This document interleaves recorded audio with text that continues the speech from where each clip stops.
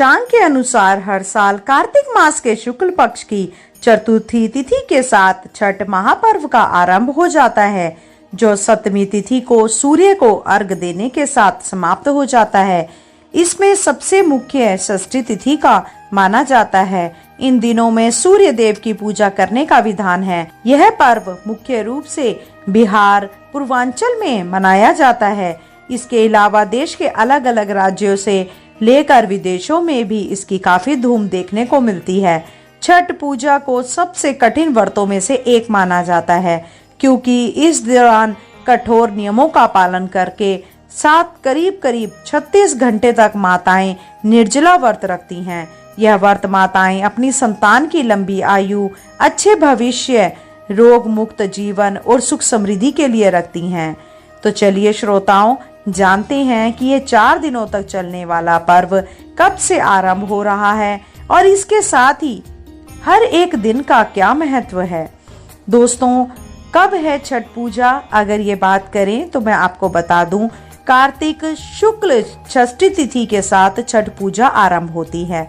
बता दें, षष्ठी तिथि 7 नवंबर को सुबह 12:41 से आरंभ हो रही है।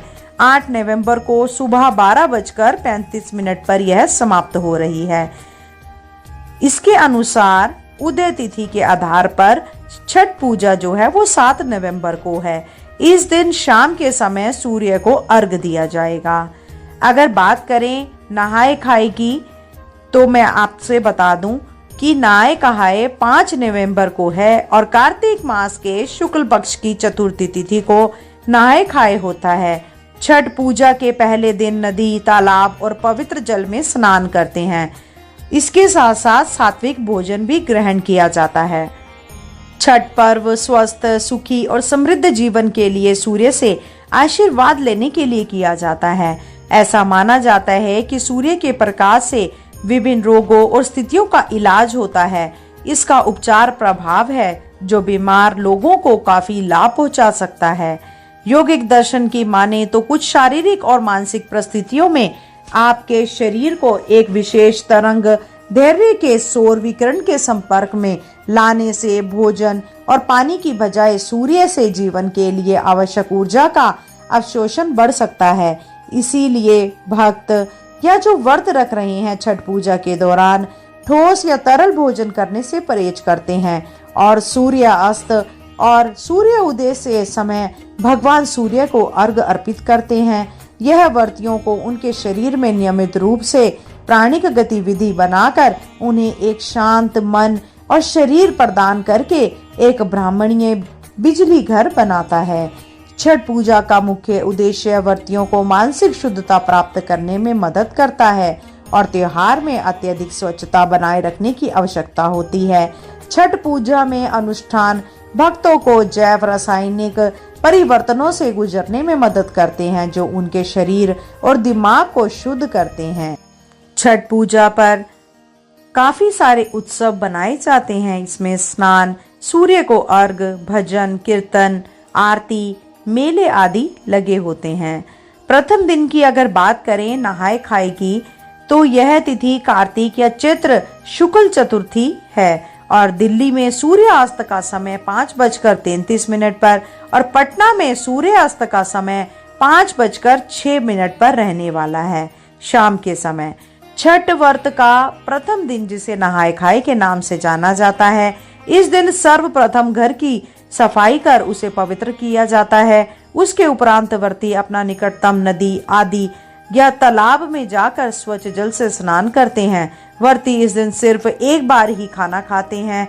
तला हुआ खाना इस व्रत में पूर्ण रूप से वर्जित होता है। यह खाना कांसे या मिट्टी के बर्तन में पकाया जाता है। इससे अगला दिन यानी कि दूसरा दिन, जिसको खरना और लोहंडा कहते हैं, यह 6 नवंबर 2024 को पड़ रही है।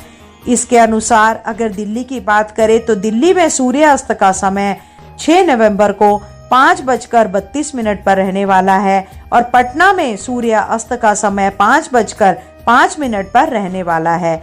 छठ पर्व का दूसरा दिन, जिसे खरना के नाम से जाना जाता है, इस दिन व्रती पूरे दिन उपवास रखते हैं और सूर्यास्त से पहले पानी की एक बूंद तक ग्रहण नहीं करते हैं।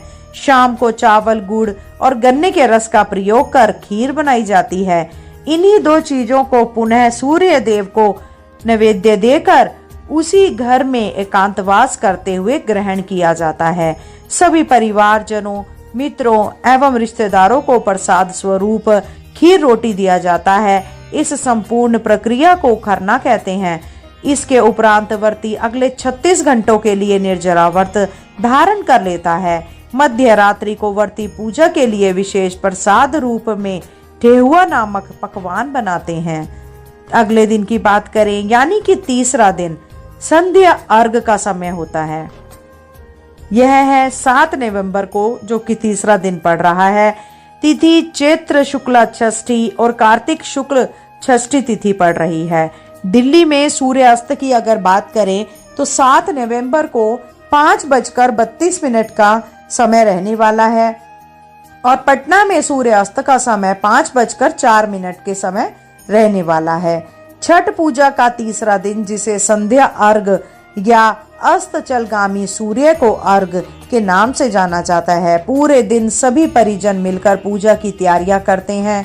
छठ पूजा के लिए विशेष प्रसाद जैसे ठेहुआ, कचवनिया मतलब कि चावल के लड्डू बनाए जाते हैं और छठ पूजा के लिए एक बांस की बनी हुई टोकरी, जिसे दौरा कहते हैं, में पूजा के प्रसाद फल डालकर देवकारी में रखा जाता है। वहां पूजा अर्चना करने के बाद शाम को एक सूप में नारियल, 5 प्रकार के फल और पूजा का अन्य सामान लेकर दौरा में रखकर घर का पुरुष अपने हाथों से उठाकर छठ घाट पर ले जाते हैं। इस पर्व में पवित्रता का खास ध्यान रखा जाता है। इस संपूर्ण आयोजन में महिलाएं प्राय छठ मैया के गीतों को गाते हुए घाट की ओर जाती हैं। नदी के किनारे छठ माता का चोरा बनाकर उस पर पूजा का सारा सामान रखकर नारियल अर्पित किया जाता है एवं दीप प्रज्वलित किए जाते हैं। सूर्य अस्त से कुछ समय पहले पूजा का सारा सामान लेकर घुटने तक पानी में जाकर खड़े होकर डूबते हुए सूर्य को अर्घ देकर 5 बार परिक्रमा की जाती है। अगर चौथे दिन की बात करें, जो कि 8 नवंबर 2024 को पड़ रहा है, उसको उषा अर्घ कहते हैं। तिथि के अनुसार कार्तिक का महीना है और चैत्र शुक्ल सप्तमी तिथि होगी। दिल्ली में सूर्य उदय का समय 6:38 पर होगा और पटना में सूर्य उदय का समय 6:02 सुबह रहने वाला है। चौथे अर्थात अंतिम दिन सुबह उदितमान सूर्य को अर्घ दिया जाता है। सूर्य उदय से पहले ही व्रती जन घाट पर उगते सूर्य देव की पूजा हेतु सभी परिवारजनों के सहित पहुंचते हैं। संध्या अर्घ में अर्पित पकवानों को नए पकवानों से प्रतिस्थापित कर दिया जाता है, परंतु कंद, मूल, फल आदि वहीं रखते हैं। सभी नियम विधान संध्या अर्घ के समान ही किए जाते हैं और पूजा अर्चना समाप्तोपरांत घाट के पूजन का विधान है। छठ पूजा के अनुष्ठानों का उद्देश्य ब्राह्मणीय सौर ऊर्जा जल सेक के लिए भक्त के शरीर और दिमाग को प्रेरणा देता है। केवल सूर्य उदय और सूर्यास्त के दौरान ही अधिकांश मनुष्य सुरक्षित रूप से और ऊर्जा प्राप्त कर सकते हैं।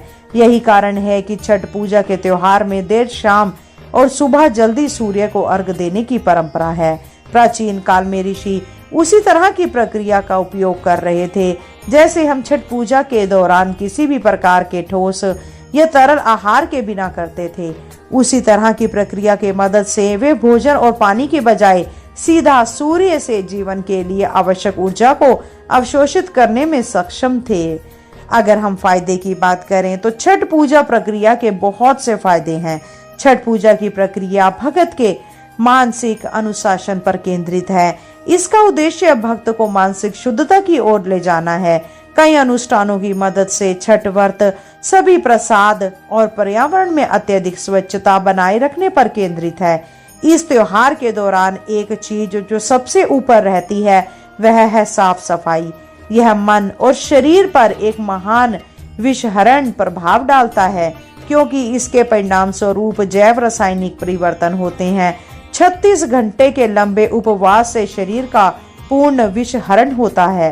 प्राकृतिक प्रतिरक्षा प्रणाली शरीर में मौजूद विषाक्त पदार्थों से लड़ने के लिए बहुत अधिक ऊर्जा का उपयोग करते हैं। ध्यान, प्राणायाम, योग और छठ अनुष्ठान जैसी विषहरण प्रक्रिया की मदद से शरीर में मौजूद विषाक्त पदार्थों की मात्रा को बेहद कम किया जा सकता है। सूर्य के प्रकाश का सुरक्षित विकिरण फंगल और जीवाणु संक्रमण को ठीक करता है। छठ पूजा के परिणाम स्वरूप रक्त प्रवाह द्वारा अवशोषित ऊर्जा श्वेत रक्त कणिकाओं के कार्य में सुधार करती है। साथ ही सौर ऊर्जा हार्मोन्स के स्राव को भी संतुलित करती है। चेती छठ सबसे पुराना छठ पर्व है। चेती छठ का अपना महत्व है। हिंदू पंचांग के अनुसार छठ पूजा साल में 2 बार बनाई जाती है। चैत्र के महीने में पड़ने वाली छठ पूजा को चेती छठ, जो कि इंग्लिश कैलेंडर के हिसाब से मार्च और अप्रैल के महीने में मनाया जाता है, और दूसरी छठ पर्व अक्टूबर और नवंबर में कार्तिक के महीने में मनाई जाती है। कार्तिक मास में पड़ने वाली छठ पूजा लोगों के लिए अधिक प्रसिद्ध है। चेती छठ करने से शरीर के सारे कष्ट दूर हो जाते हैं, साथ ही परिवार की सारी उलझनें दूर हो जाती हैं। देश के कई हिस्सों में चेती छठ पर्व बहुत धूमधाम से मनाया जाता है। खासकर बिहार, झारखंड और उत्तर प्रदेश में लोक आस्था का यह महापर्व बड़ी आस्था के साथ मनाया जाता है। तो यह थी दोस्तों छठ पूजा की पूरी विधि विधान से बताई गई पूजा और चारों दिन का उल्लेख और सूर्य उदय और सूर्य अस्त का समय। अगर आपको यह त्योहार पसंद है तो कृपया करके शेयर, लाइक और कमेंट जरूर करें और जय छठ मैया जरूर लिखिए। अगर आपको मेरे द्वारा बताई गई यह जानकारी उपयोगी लगी हो तो कृपया करके वीडियो को ज़्यादा से ज़्यादा शेयर करें और अगर चैनल पे नए हैं तो चैनल को सब्सक्राइब अवश्य करें। आज के लिए इतना ही। जल्द मिलते हैं नई जानकारी और नई वीडियो के साथ। जब तक के लिए जय श्री कृष्णा, राधे राधे।